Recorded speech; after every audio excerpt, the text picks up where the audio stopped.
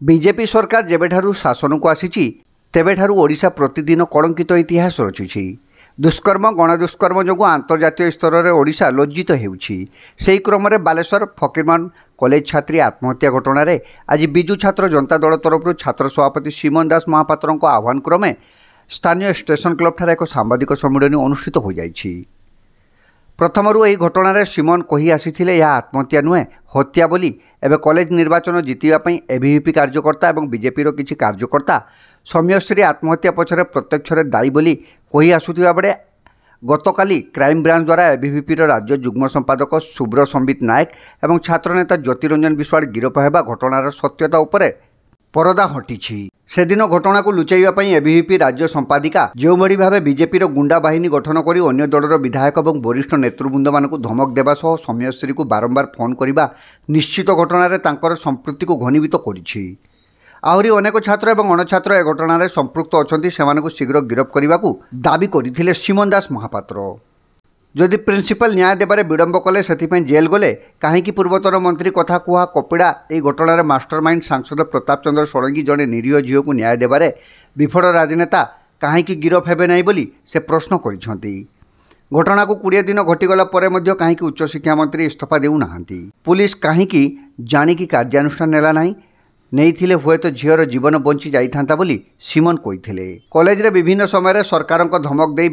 ABVP BJP विधायक सांसद और वरिष्ठ नेतृवृंद मानक धमक देखाई कॉलेज प्रिंसिपल मानक नहीं विभिन्न दलीय कार्यक्रम कॉलेज मध्य करवा और अध्यापक मानक विभिन्न दलीय पदवी रे जोर जबरदस्त नियुक्ति देवा निहाती निंदनीय और यहाँ कार्यानुष्ठान जरूरी बोली से दाबी करथिले।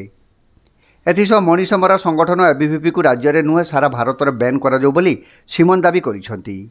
इस सांबादिक सम्मेलन में राज्य साधारण संपादक ओम प्रकाश महापात्र, राज्य साधारण संपादक शुभम साई महापात्र, राज्य साधारण संपादक सीमन सामल, टाउन कार्यकारी सभापति चिन्मय महांती, जिला कार्यकर्ता सुशील पंडा प्रमुख उपस्थित रही। आम प्रथम कही हत्या नुहे आत्महत्या नुहे हत्या कहीं जो भाव में सौम्याश्री भली निरीह झील को एबीवीपी तार राजनैतिक चक्रव्यूह भितर फसैकी आज मृत्युमुखी को ठेली तेणु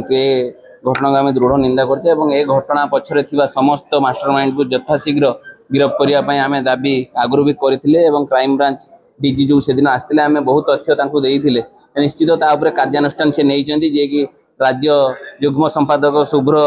संबित नायक जी एबीवीपी थे जी बहुत बड़ बड़ कथा कहते किसी दिन हम आज काली राति पुलिस गिरफ कर निश्चित आ भितर आहरी बहुत लोक अच्छा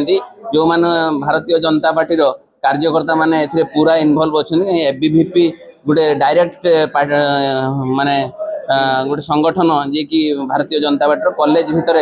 माने पिला मानन को मोटिवेट करके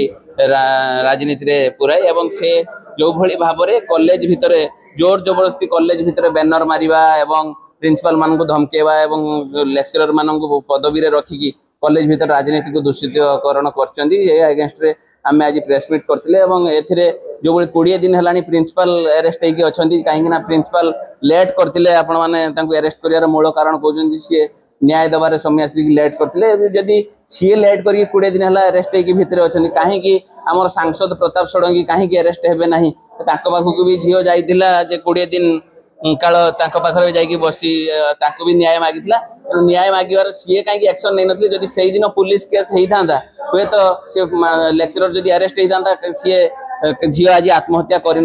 जो भाव में आम कही पूरा सीसीटीवी जदि जांच हम निश्चित जो वीडियो कैमेरा करुले रेकर्डिंग से रेकर्डिंग संपृक्त तथ्य आसो कहीं बहुत समय आगुरी कैमेरा धरिकी ठिया होते 3 जन सी निया लगेला वीडियो रेकर्डिंग करेंगे निश्चित प्रेसिडेंट करेंगे जो कथा देते से तार अटेंडेंस सर्टेज होता तेणु से अटेंडेंस सर्टेज जो भाव में आणिकी मतईकी आत्महत्या करने भाया गोटे जघन्य कांड करके झील को आज मृत्युमुखी को पेलदेले निश्चित दोषी दोष जी करगेन्स्ट जी कार्यानुष्ठान हवा कथा मतईकी जो मैंने आज ये एक जघन्य कांड कर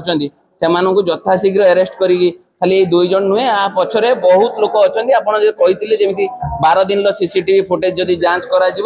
सौम्याश्री को कौ मैंने जाकि बारंबार देखा करी मोटिवेट कर समस्त लिस्ट तादेह आसो से दिन भी आमर से डिमांड थिला जे उच्च शिक्षा मंत्री तुरंत पदरू इस्तीफा दिंतु आज भी सेम डिमांड अच्छी सी